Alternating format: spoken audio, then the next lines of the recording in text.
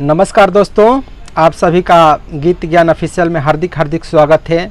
और आप देख रहे हैं ये गीत ज्ञान ऑफिशियल चैनल यूट्यूब।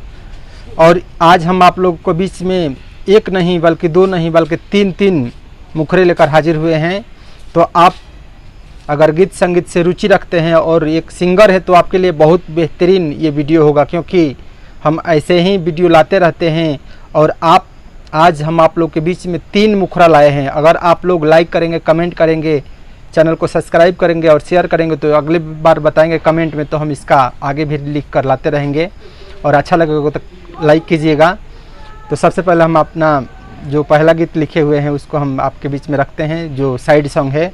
एक गम का गीत है, प्रेमी और प्रेमिका का बात है। एक लड़का एक लड़की से प्यार करता है, उसको देखिए धोखा मिला है तो वो कैसे, उसी पर हम गीत लिखे हुए हैं।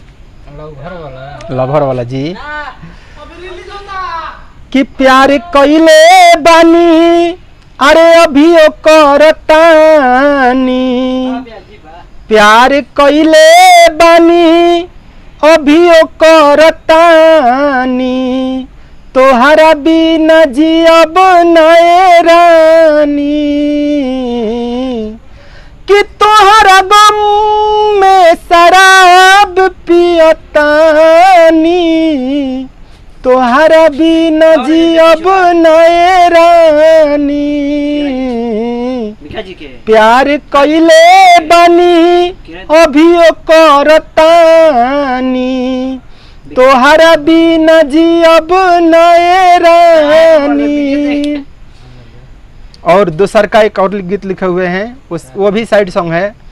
उससे पहले और हम आप लोग के बीच में बता दें कि ये रितेश पांडे का जो गाना आया हुआ था कि सुननी हो 30 जनवरी के जान हो जईबू केहू औरी के, इसी पर हम गीत लाए हुए हैं।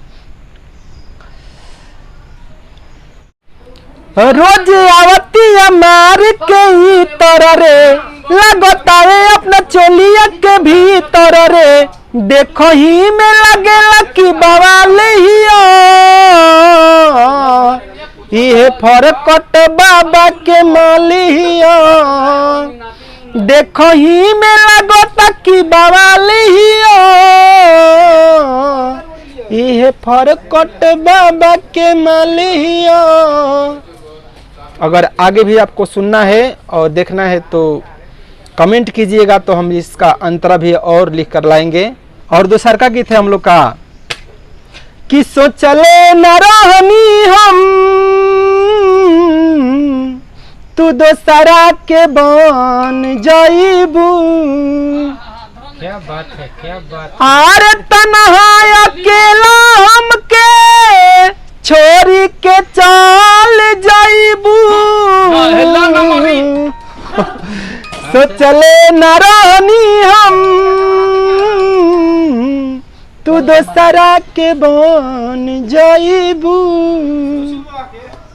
बुझल बाबा के अच्छा, चलिए बहुत बहुत धन्यवाद। फिर से बोलो मिलन, चैनल का सब्सक्राइब कर लेम लो, लाइक करम लो, वीडियो के शेयर करम लो, फिर से लाइक कर ले, शेयर कर ले रहम लो और सब्सक्राइब कर ले रहम लो। तो फिर से बोलो मिलन सा, तब तक लिए दिन हुई है तो रात भी होगी, छाई है घाटा तो बरसात भी होगी। और आप चैनल को सब्सक्राइब कर लेंगे तो अगले वीडियो में आप लोग से फिर से मुलाकात भी होगी। तब तक के लिए नमस्कार।